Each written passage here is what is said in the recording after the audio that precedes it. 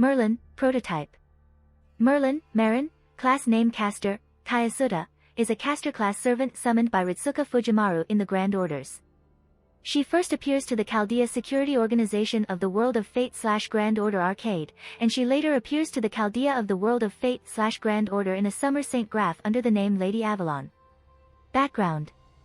Originating from the Fate/Prototype world line, she served Arthur Pendragon as his court magus. She is a woman compared to her male counterpart who serves Artoria Pendragon. Another version of the Magus of Flowers, visiting from a different world. Always smiling regardless of the situation happening around her, she is a woman like beautiful flowers. In front of her beauty, anyone would lose touch with reality and forget their hostility.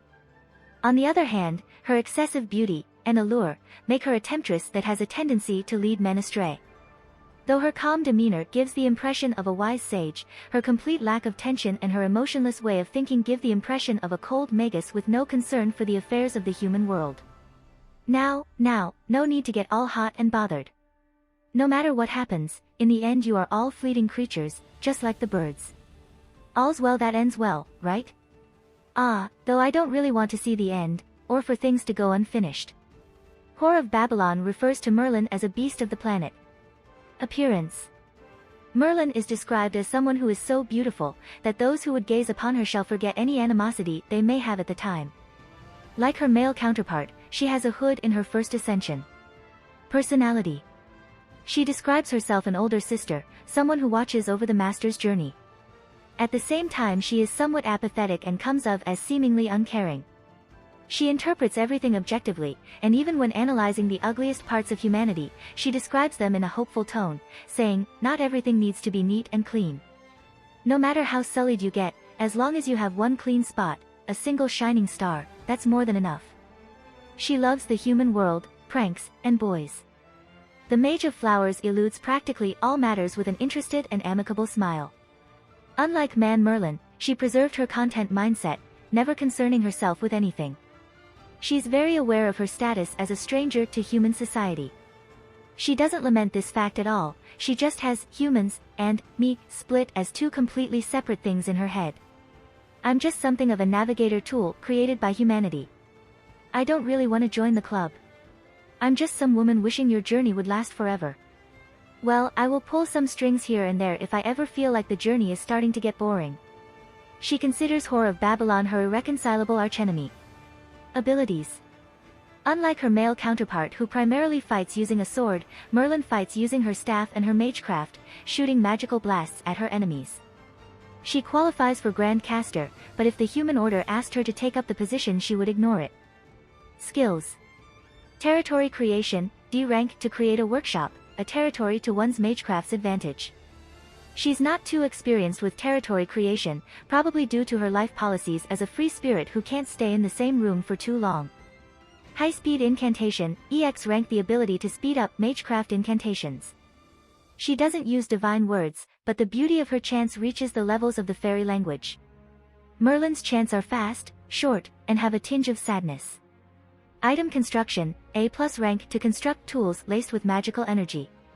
The staff she holds is a workshop, which can instantly construct a variety of magical items. Mixed blood, EX rank mixed blood with a non-human hominid. Merlin is half succubus, and completely inherited all of her succubus traits.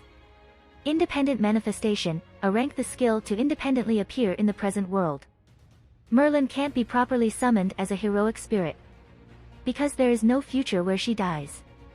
She serves her master as servant just as way to vent her personal desires. Frankly, it's just a hobby. To enable this hobby, she forced herself to learn this skill available only to one specific class, and pretended to have been summoned as a servant. Personal skills. Hero creation, B rank the techniques to birth and raise a king. Merlin is one of the very few kingmakers in the world, but her rank with this skill is lower due to her doing things right is important, making them fun is even more important, personality. Dreamlike charisma, D rank the ability to fascinate people. A skill that can be considered necessary to be a king or a leader. Merlin is a natural at it, for whatever reason. However, Merlin's charisma is weaker on humans, because she often prioritizes fun above all else, so life as a king would drive her crazy. Succubus vicinity, EX rank her power, or nature, as the last succubus on Earth. A composite skill of illusion arts and mystic eyes. With one glance at the battlefield, she can affect the minds of all targets, friend or foe, and absorb their magical energy. Noble Phantasm. Merlin's noble phantasm is hope of Avalon. Due to Unknown's events, this Merlin is no longer confined in the Tower of Avalon. Avalon will continue to exist until the moment humanity ends. Merlin perceives Avalon as the image of the ideal future humanity tries to reach. For that reason, the Avalon she resides in is not locked, but instead left open as the finish line for humanity. Merlin's staff points beyond the horizon to hope itself, which continues to shine beyond eternity, inviting people to run towards it. If you like this content, don't forget to like and subscribe.